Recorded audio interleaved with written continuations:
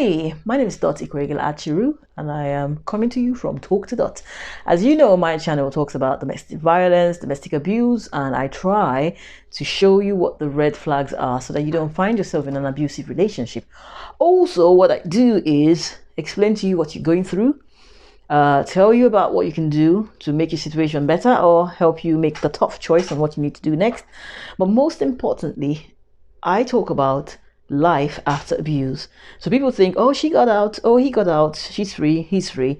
But what they forget is after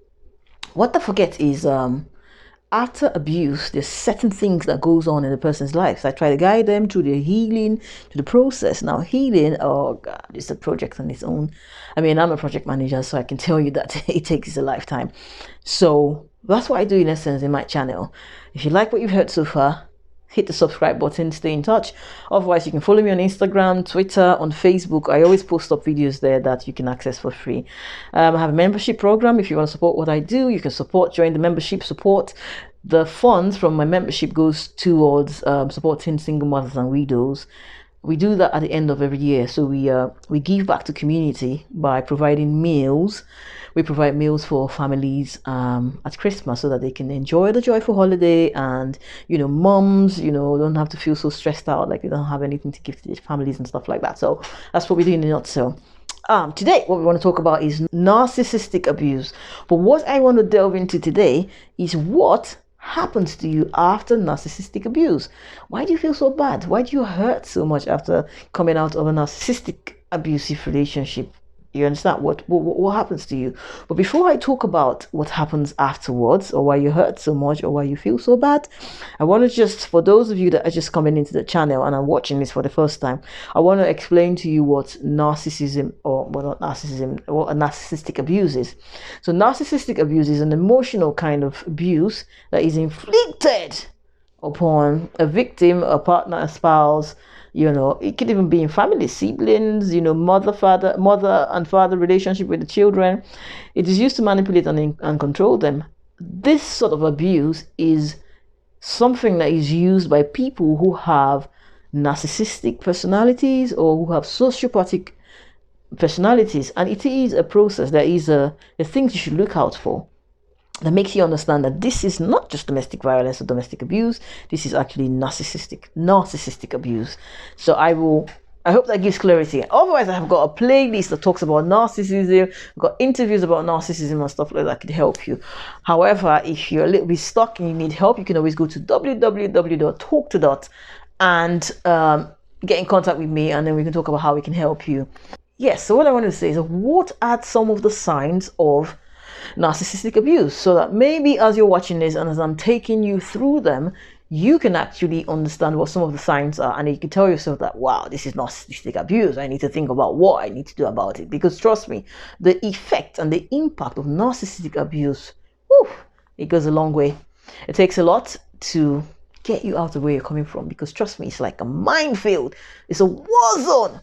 You understand? So listen to let's go through what the signs are. If you recognize the signs, type in the comment box and say, oh my goodness, I know what this is. I've been there. I'm experiencing it. And then you put in the comment box, okay? One of the things you feel is a sense of mistrust. You understand? They will make you feel like you're hiding stuff. They'll make you feel like there's stuff that you're not doing right.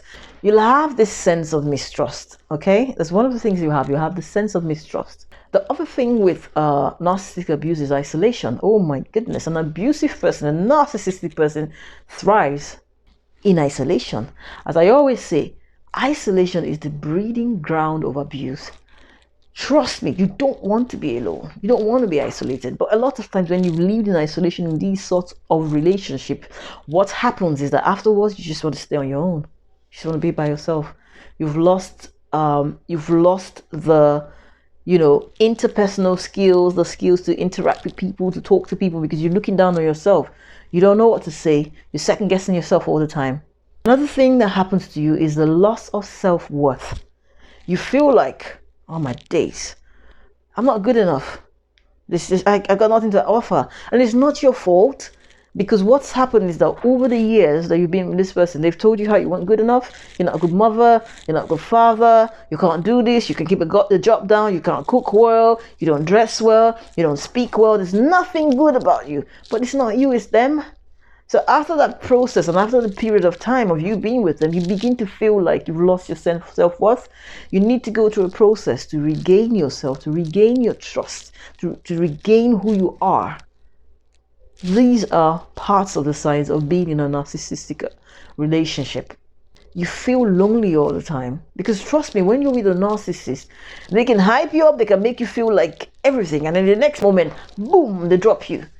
Then they lift you up again and they drop you. We see all of these instabilities makes you, it just messes up with your brain, really. So what happens is that you're with someone. Or what? Let me put it like this. Do you feel like you're with someone? They're there, but you feel like you're alone. Are you sleeping on the same bed with someone? In fact, you're holding them, but you feel like you're alone. Because this relationship, that's what it does to you. It's not you, it's them. You understand? So when you've been there for such a long time, guess what happens? You come out of it, you still feel lonely, you feel alone. You almost, or you begin to feel like you miss them. But that's trauma bonding. But if you look back, you realize that even when you were with them, you were not happy, you were lonely. It's just a mind play and a mind game. And if you haven't done like a proper no contact, like serious zero contact, and they're in touch with you, they will make you feel like, oh, you need to come back. Or they might just make you feel like you're not going to survive without me. You're not good for me. You're not good for anyone. You're going to suffer. You're going to be poor. No one's going to want you. You stink, and all of these things, you just stay on your own little shell feeling lonely. Trust me, you're not alone. These are the signs. These are the symptoms, really, of being in and coming out of a narcissistic relationship. Terribly, horribly, abusive relationship, very toxic. Beyond, in fact, toxic is an understatement. It's a horrible place to be. Very horrible place to be. Other thing you'll find is you have so much trouble in making decisions. Now, a lot of people think that it's a layabout, uneducated people, poor people that get into such relationship because they're not clued up, they're not streetwise, they're not this. No, it could be anyone. I mean, I did a video about FK Tweaks. And she's been in an abusive relationship. 2 celebrities, really. You understand? First of all, you don't expect LaBeouf to act in that manner.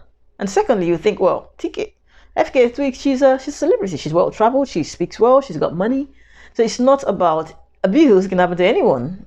It cuts across sex, gender, sexual orientation, your age, your career, and all that. So please, let's just trust me. It can happen to anyone. So even if you're a decision-making person, a manager, and you went through this process, what it will leave you feeling like you can't make a decision. I don't want to do that. Maybe that's wrong. Maybe people are not going to like that. Maybe I should do it this way. Maybe I should do it that way. Because what's happened is you've been in a relationship for so long that made you second-guess yourself. That made you, like for instance, you're a chef. You've always cooked well, or not like a chef proper, but like you were someone who cooked and you cooked well. Your friends will come up and say, oh, wow, this is an amazing meal. But then in the process of being in this relationship, every time you cooked, oh, that doesn't taste well. You put too much salt in it. The meat is, it tastes like chaff. Why is that? Over a period of time, you begin to feel like, you spend too much money. Meanwhile, you're someone who has managed budgets of thousands and thousands of pounds. But then someone is giving you hell over £100. Like, you spent too much. That's not good enough. I've met people where they were good at shopping. They can pick out style for men, pick out style for women. They just go shopping and they know they got a perfect fit. In a relationship where the person says, this shirt is bogus. Like, this is not in vogue. This is not style. This is horrible. Look, the colors are drab. Over a period of time, you begin to feel like, hang on, in my past life, I used to shop for people and I used to get the perfect fit.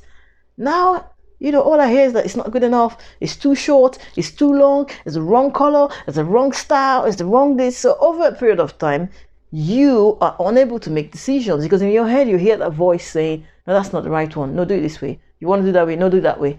No, do it this way. No, do it that way.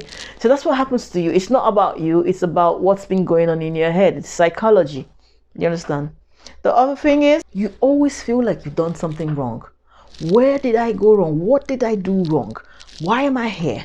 This doesn't sound right. Did I do something wrong? Sometimes it's just coming with this air of, yeah, hello. Okay. You begin to feel like, oh my goodness, I've done something wrong. Is the house okay? Was the food okay? Did I say something wrong? You begin to ask yourself those questions. And then even after you leave an abusive relationship, you find yourself going through that motion of things.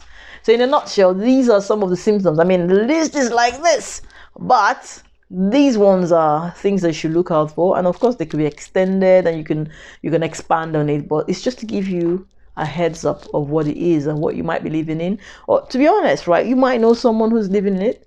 You know, people get into these kind of relationships and you don't understand them anymore. They don't come out anymore. They don't take their phone calls anymore. They stop working. They change the sort of job they do. They're not interested in the things they used to do.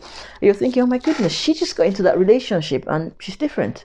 Oh, you know, these relationship things, you can't really understand it. And then we just like brush it off.